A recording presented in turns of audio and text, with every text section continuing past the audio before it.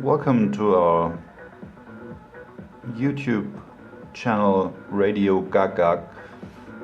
This is the first video, and I watched so many of radio repair videos and I like them very much. I like the Mr. Carlson's Lab channel and so many others. Mr. Caldera from Madeira. And so I did a restoration on this radio. This is a Philips Aachen Super D60, which was built in the years 1939 and 1940 in Aachen, Germany. The documentation can be found on the internet. There is a link below. And it's in a very nice condition. I changed all the caps from the paper foil or paper wax type, and I left the mica caps in, but there were at least two which failed. So one was connected to the oscillator of the shortwave band, and the shortwave band didn't work, and then I replaced them with disc capacitors. Now it works very well. And the second one, mica, was here from the output transformer, which is in this bend around the corner, the old one, and this also didn't work, and so the tone control was out of order. So here's a view inside the back. The back plate is in very good condition. It looks nearly like new.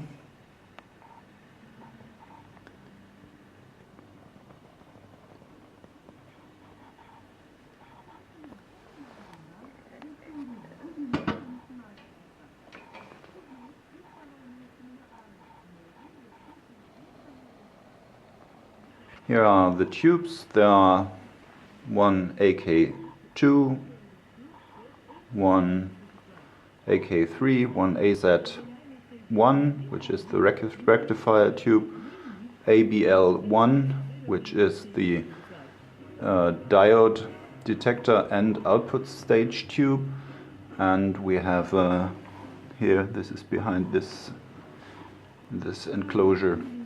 This is the Magic Eye tube, which is combined with a preamp stage. Okay.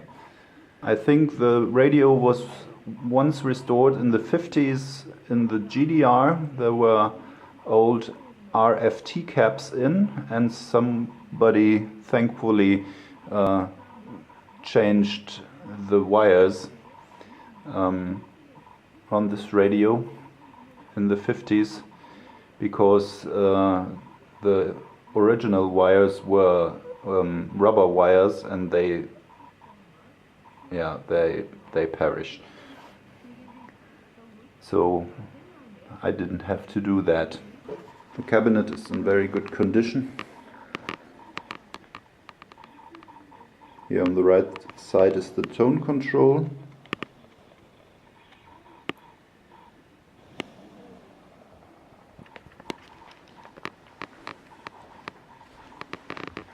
Let's see it. There seem to be two versions of this radio. One without the chrome grille and with this yellowish kind of display. And this is not the original one. The original one is green. And there was another type of this radio which hadn't the grille and this yellowish kind of display, but my display was bad, and this was the only thing I could find a spare part. So I think it's okay. So what you hear is a shortwave radio station. Now it's about 9 a.m. in the morning. So there's not much to hear because on medium wave and long wave there are no stations anymore in Germany.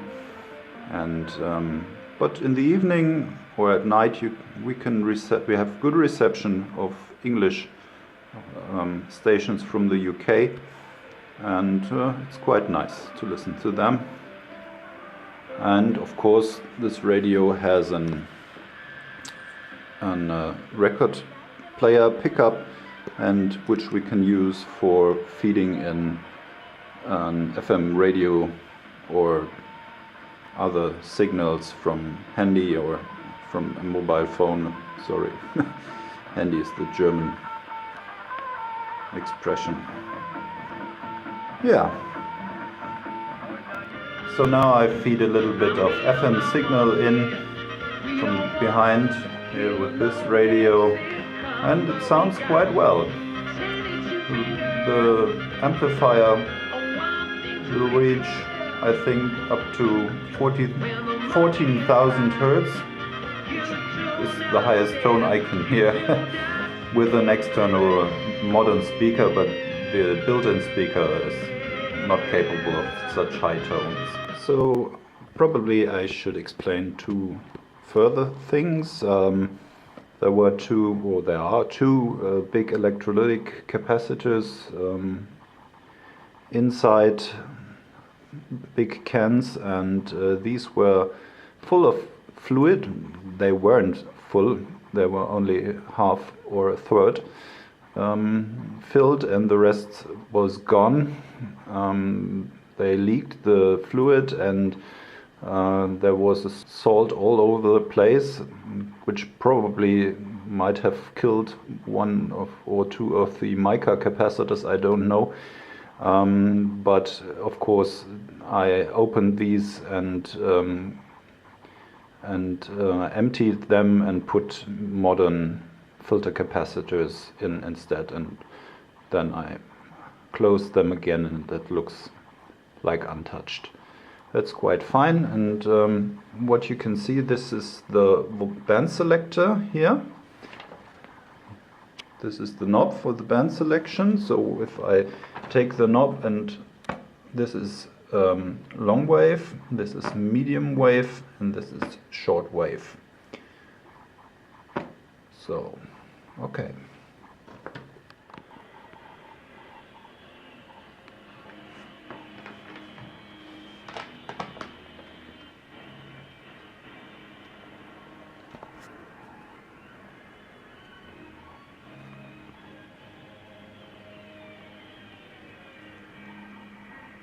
So this is the connector for the record pickup input. That is the bottom of the rectifier tube. This is the AF3. This is the AK2. And underneath there, this is the socket of the ABL1. So there are many old resistors in, which are these, which are brown.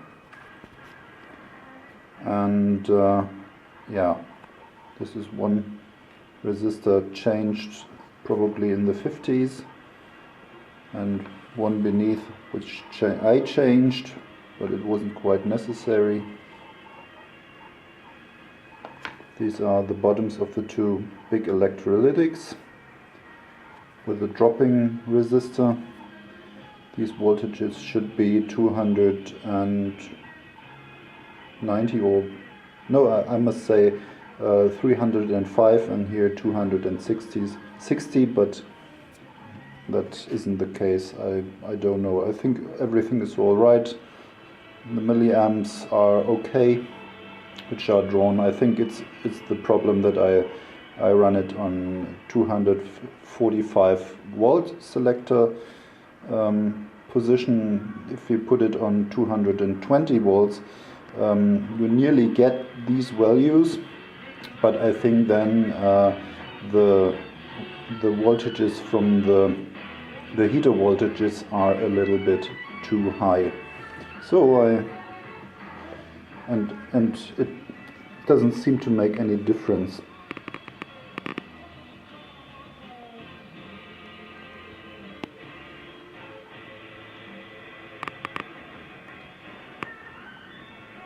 This is the selector switch.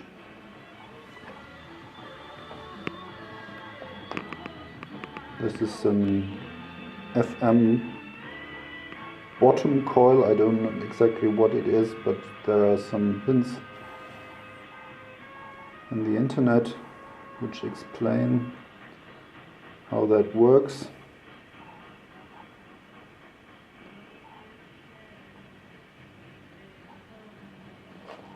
Okay.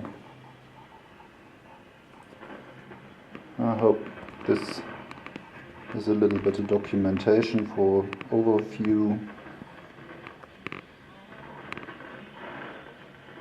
So by the way, what you hear in the background, this is a shortwave station.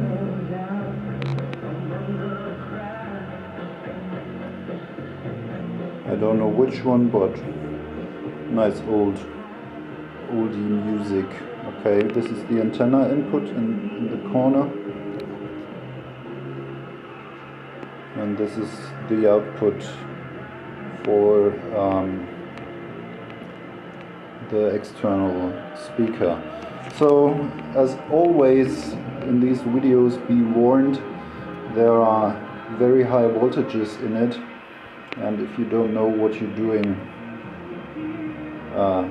don't mess around with that. In worst case, it might kill you. So this is a shortwave station from China, and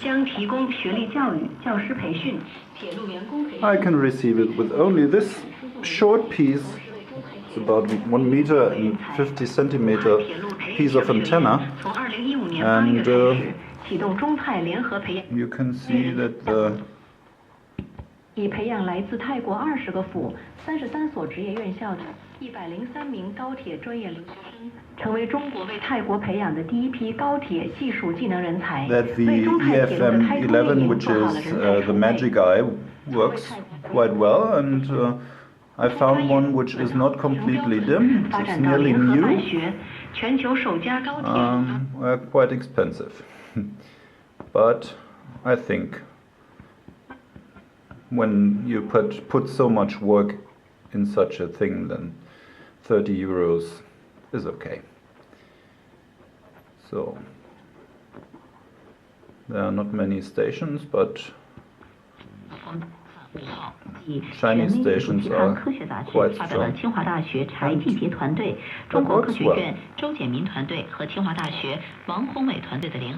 So now I put an high-tone speaker. I attached it to the external speaker output, as you can see here. And so the high frequencies which are lost through the built-in speaker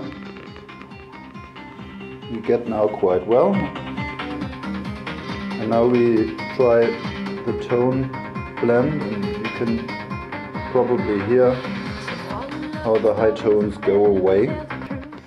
Okay, and yeah, I think that's pretty much it. I hope you won't get caught by the YouTube copyright guard, and so I always talk when the music is playing.